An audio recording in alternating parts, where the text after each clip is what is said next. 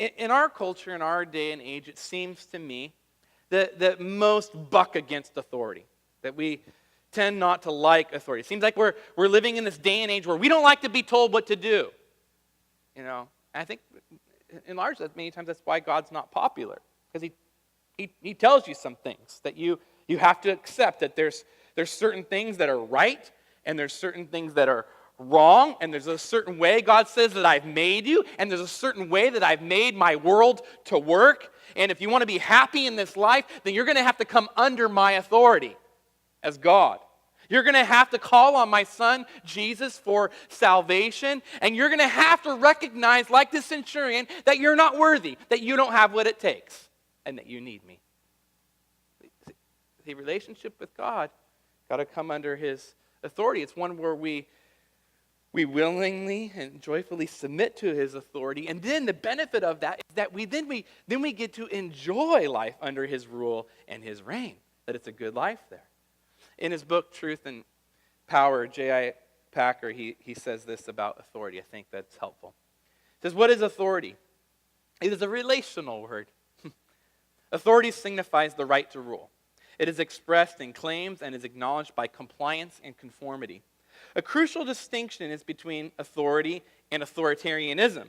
Authoritarianism is corrupted, gone to seed. Authoritarianism appears when the submission that is demanded cannot be justified in terms of truth or morality and actually harms those who submit.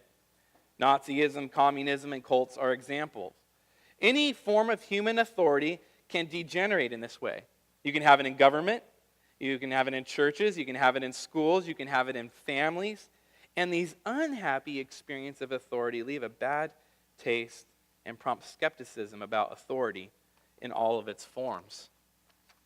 See, all of us at some point have probably had someone who was in authority over us in one way or another that abused their authority and mistreated us, right? Maybe a parent, maybe a bad boss, maybe a pastor. All of us have had people over us at one time or another who have abused their authority, misused their authority. And likewise, all of us have misused our authority as well in ways where we've mistreated others and ultimately God and not respected his authority. So what Jesus came to do is to restore that right kind of relationship with God, to restore us to loving relationships with one another where we mutually respect and care for one another, and restore our relationship with God where we delight to come under his rule and his reign. In essence, what Jesus does in his kindness towards us is he wins our trust, that we can trust him and his authority over our lives. So, and he wins our trust. The way he does it is by dying for all the abuses of authority on the cross. He dies for all of it. Our abuses of it, others, people's abuses of it to us. And then he rises again. Jesus dies for all the costs, and he rises again. And he says this at the end of the book of Matthew, Matthew 28, after he does that. Now, all authority in heaven and on earth has been given to me. Now go tell people about that. Go tell them so that they might be restored to relationship with God. See, what Jesus does, he restores us into a relationship with God where we delight to follow him and to obey him. And it's good.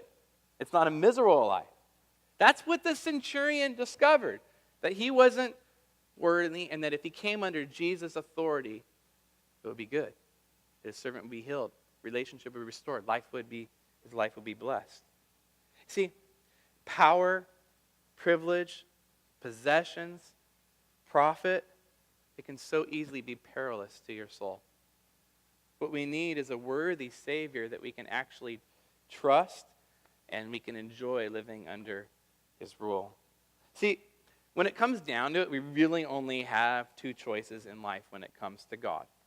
You can either reject him and his rule, his goodness to you, or you can receive it and come under it and receive the blessings of it.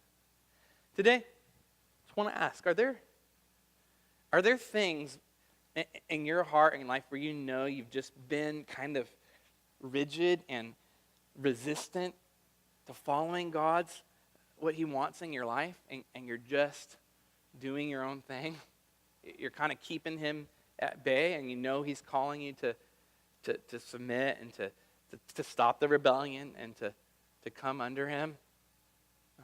Are you living under your own authority, deciding what's right for you and making your own choices and doing what you want instead of submitting all of your life to God and asking what he wants and trusting him with your life? One more. Do you delight to obey God? I mean, sometimes I think we hear the word obey and we're like, "Ee." No. Do you delight to obey God? Like David says, oh, Lord, I love your law. Oh, it's so good to obey you, to please you, to do what you ask. See, relationship with God, it only works one way. It only works one way, by us looking to him and trusting him to care for us and provide for all of our needs, physically and spiritually. It only works one way. We're in need, and he provides.